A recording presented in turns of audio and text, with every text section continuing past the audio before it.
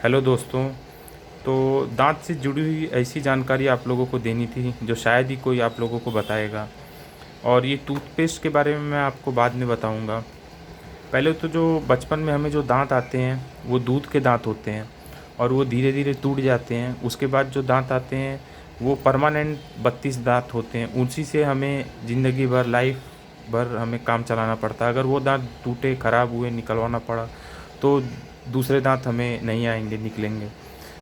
अब दांत ख़राब कैसे होते हैं मैं बताऊंगा कि जो दांत हमारे पीछे के जो दो दांत होते हैं, ऊपर नीचे दोनों साइड के मिला के 8 दांत हो गए। जो पीछे के दोनों दांत होते हैं, उन पे सबसे ज़्यादा प्रभाव पड़ता है। वही मेन दांत होता है और वही सबसे ज़्यादा ख़राब वही दांत होता है, क्योंकि वो पीछे भी होता है और चबाने के लिए मोटा दांत वही होता है, पीछे के दो दांत ऊपर नीचे के। अब उन दांतों का जो सरफेस एरिया होता है, जो ये जो एरिया जिस पे हम चबाते हैं, वहीं पे सब मेन प्रॉब्लम होता है। वहीं पे पायरिया लगता है। वहीं पे खाने पीने वाली चीज़ बार बार फंसती हैं। हम ठीक से ब्रश नहीं करते हैं वहाँ पे, और उसकी वजह से खाने पीने वाली फंसी हुई चीज़ वहाँ पे सड़न होने लगती है और उसकी वजह से पायरिया वहाँ पे जगह बना लेता है। पायरिया काले कलर का कीटाणु की तरह होता है, काला काले कलर का। वो साफ़ नहीं होता, वो कैविटी बनाने लगती है, वहाँ पे छेद बनाने लगती है और वो धीरे धीरे नीचे छेद जाने लगता है। और हम डेंटिस्ट के पास अगर जाएं, वो कैविटी उन्हें दिखाएं, तो डेंटिस्ट जो है उसे साफ़ करता है। साफ़ करने के लिए वो ड्रिल करता है वहाँ पे। ड्रिल करने में भी दांत का कुछ हिस्सा वो ड्रिल करना पड़ता है उसे, उससे भी दांत को नुकसान होता है। अच्छा, ड्रिल करने के बाद डेंटिस्ट वहाँ पे दो तरह के फिलिंग भरता है। दो तरह की फिलिंग उसके पास ऑप्शन रहता है। एक होता है अमालगम, दूसरा कंपोजिट। लेकिन प्राइवेट डेंटिस्ट अमालगम अब बंद कर दिए हैं, बिल्कुल ही अमालगम फिलिंग नहीं करते। अमालगम बहुत ही अच्छा होता है, सिल्वर कलर का होता है फिलिंग। एक बार फिलिंग वो भर दिए तो लाइफ टाइम निकल जाती है वो फीलिंग, या 20-25 साल निकल जाता है उस फीलिंग में। लेकिन अमालगम सिल्वर कलर का होता है, उसे डेंटिस्ट बंद कर दिए भरना।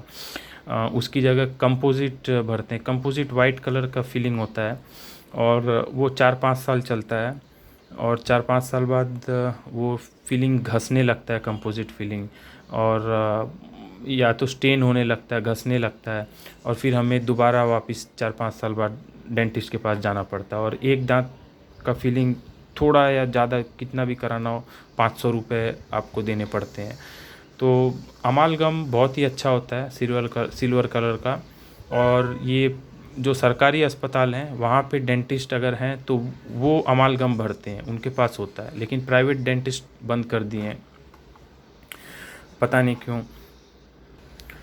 तो इस तरीके से जो कैविटी, जो छेद वो होता है, वहाँ पे आप फीलिंग भरा के अपना आगे का समय निकाल सकते हैं। लेकिन हम ध्यान नहीं देते और वो कैविटी नीचे पहुंच जाती है। नीचे जाते जाते छेद होते होते वो जो पायरिया होता है काले कलर का, वो दांत को खाते खाते नीचे छेद बना देता है, तो मसूर दिखने लगती है काफ़ी। और ऐसे में अगर आप डेंटिस्ट के पास जाएंगे तो कैनाल दिखने लगता है, जो दो कैनाल होते हैं मसूर में। तो डेंटिस्ट जो है रूट कैनाल की सलाह देता है, क्योंकि डेंटिस्ट बोलता है कि अब फीलिंग नहीं भर सकते हम इसमें, क्योंकि मसूर दिखने लगा है, अब रूट कैनाल करना होगा। और रूट कैनाल मतलब दांत का अंत। रूट कैनाल आप एक बार कर लेंगे उस दांत का, तो वो 4-5 साल या उससे कुछ और साल चलेगा। उसके बाद वो दांत बेजान तो हो ही जाता है। वो दांत कुछ ना कुछ उसमें दिक्कत आने लगती है, दर्द, फोड़े आने लगते हैं मसूड़ों पे आजू बाजू, तो उस दांत को निकलवाना ही पड़ता है। मेरे साथ भी ऐसा ही हुआ। मैंने रूट कैनाल कराया था पहले, फिर 5-6 साल बाद फोड़े आने लगे मसूड़ों पे, और फिर डॉक्टर ने कहा कि हम दोबारा रूट कैनाल करेंगे। तो डॉक्टर ने सब साफ़ किया उसे।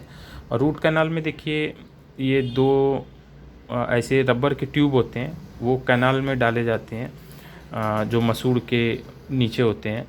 और उसमें जो है कैनाल में जो मसूड़ों में जिंदा जो सेल्स है, कोशिकाएं, उनको निकाल के ये रबर का ट्यूब डाला जाता है। जब ऐसा करोगे तो दांत बेजान हो ही जाएगा, दांत का मतलब ही ख़त्म, दांत बेजान हो जाता है। और ये ट्यूब डालने के बाद उस पर फिलिंग करते हैं। फिलिंग के बाद दांतों पे कैप बिठाते हैं, इसमें खर्चा भी बहुत होता है। तो रूट कैनाल मतलब दांतों का अंत तय है। दांत तुम्हारे गए काम से। इसीलिए मैं कहता हूँ कि फिलिंग में अमालगम भरा लीजिए और फिलिंग की नौबत ना आए, कैविटी पायरिया ना लगे। इसीलिए खान पान पे ध्यान दीजिए। 2 बार ब्रश करिए, एक दोपहर के खाने के बाद, दूसरा रात के खाने के बाद। सुबह नहीं करेंगे तो भी चलेगा। और शक्कर से बनी हुई चीज़ बिल्कुल मत खाइए। मैं 12 साल हो गया मैं शक्कर छोड़ दिया हूँ खाना।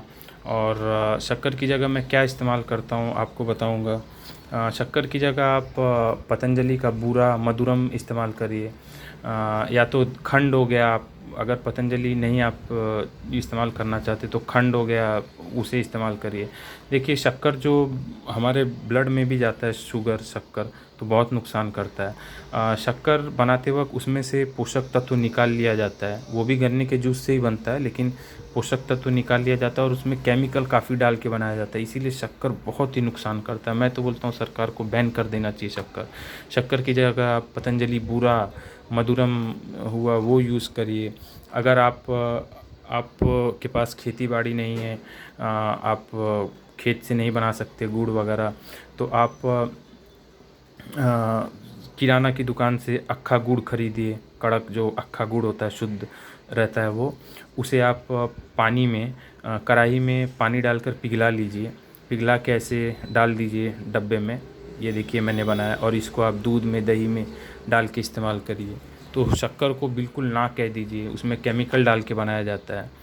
और नहीं तो आप पतंजलि का शहद यूज़ करिए। ये सब बहुत ही शुद्ध चीज़ होता है, अच्छी चीज़ होती है। और दूसरे ब्रांड का तो इतना मैं बोल नहीं सकता इतना शुद्ध होता है कि नहीं। और इनके देखिए कई प्रोडक्ट्स मैं यूज़ करता हूँ, मंजन दंत कांति से लेके ये च्यवनप्राश वगैरह। देखिए इनके च्यवनप्राश वगैरह में भी इधर शुगर या चीनी लिखा होता है, तो इसका मतलब ब्रैकेट में देख लीजिए सैकरम ऑफिसिनेरम स्टेम जूस, मतलब सैकरम ऑफिसिनेरम स्टेम जूस मतलब जो गन्ने का जूस है वो डाल के बनाते हैं इसमें, इसीलिए ये मीठा होता है। तो शक्कर बिल्कुल ही नहीं डालते इनके किसी भी प्रोडक्ट्स में ये।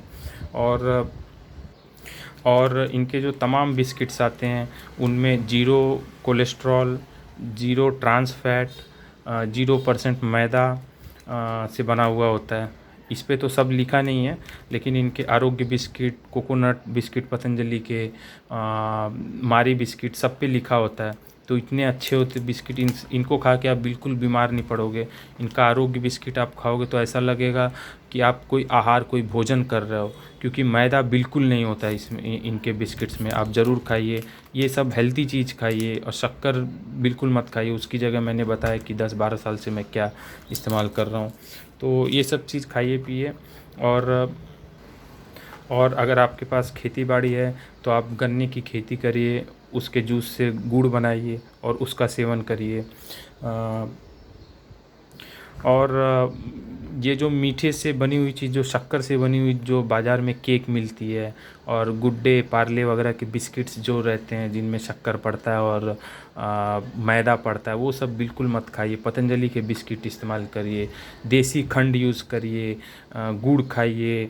बच्चों को टॉफ़ी मत दीजिए, सॉस मत दीजिए, किसान जैम, किसान सॉस, ये सब बिल्कुल मत दीजिए। सब में शक्कर डाल के बनाते हैं। आप बच्चों को टॉफ़ी की जगह खुद या बच्चों को पतंजलि का आंवला कैंडी दीजिए, उनको च्यवनप्राश खिलाइए, पतंजलि का शहद चटा दीजिए। ये सब चीज़ें खिलाइए। बाहर शक्कर वाली टॉफ़ी, केक, ये सब बंद कर दीजिए आप, तो ही आपका दांत अच्छा रहेगा। आपके ब्लड में भी शक्कर अगर अंदर से भी जाता है तो भी वो दांत को नुकसान पहुंचाएगा। फाइबर वाली चीज़ें ज़्यादा खाइए। और दूसरी चीज़ है, जहाँ तक मेरा सवाल है मेरा दांत क्यों ख़राब पड़ा, मैं 10th 8th स्टैंडर्ड में था तभी मेरा दांत, 7th 8th स्टैंडर्ड में तभी से मेरा दांत, कुछ दांतों में फिलिंग वगैरह मैंने कराए थे तभी ख़राब हुआ था। तभी इतनी नॉलेज नहीं थी और ये ब्रांड भी नहीं था, ये सब जानकारी ये सब थी नहीं, तो तब का प्रॉब्लम अभी जाके दांत में मुझे निकलवाने पड़े एक दांत।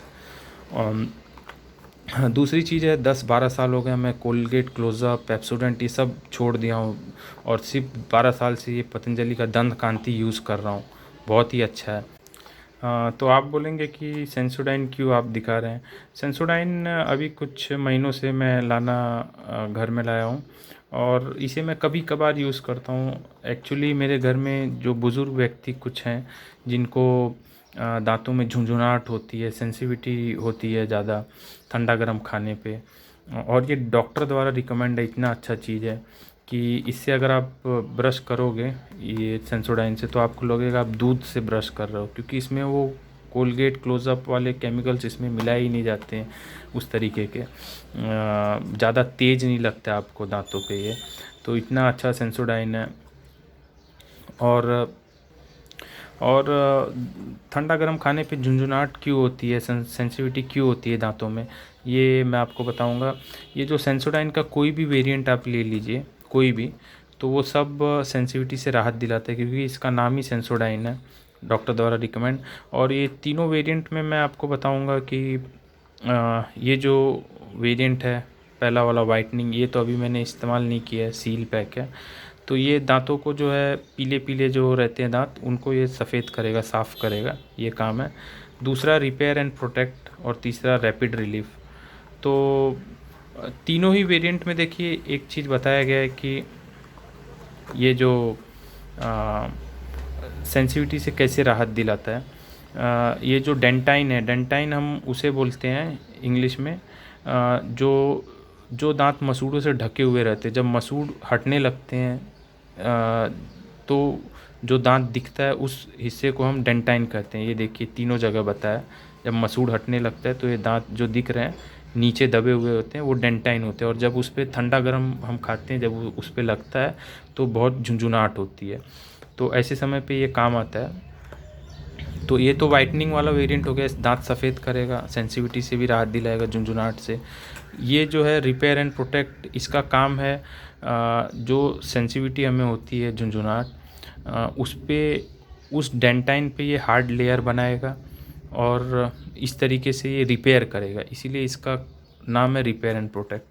तीसरा हो गया सेंसोडाइन रैपिड रिलीफ।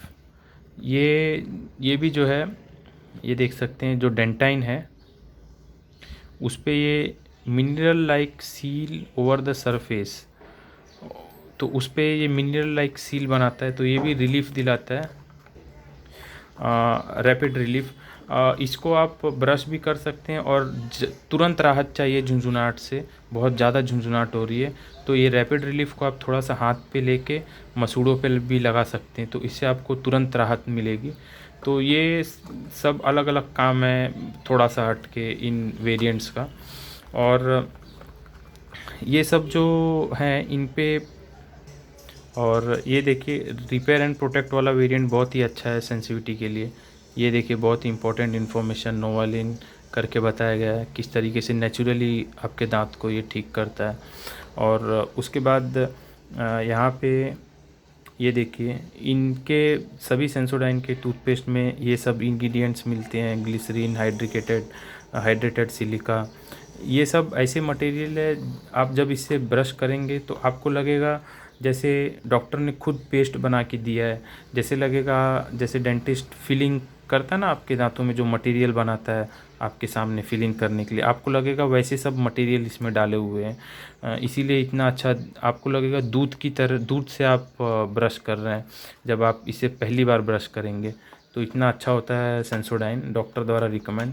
तो इसीलिए मैं बताने आया, मैं तो कभी कभार ही करता हूँ इससे, क्योंकि मुझे झुंझुनाहट की इतनी समस्या नहीं है, मेरे घर में जो बुज़ुर्ग लोग हैं उनको समस्या है इस समय। मैं तो दंत कांति हमेशा से करता आ रहा हूँ, ये भी आप यूज़ कर सकते हो।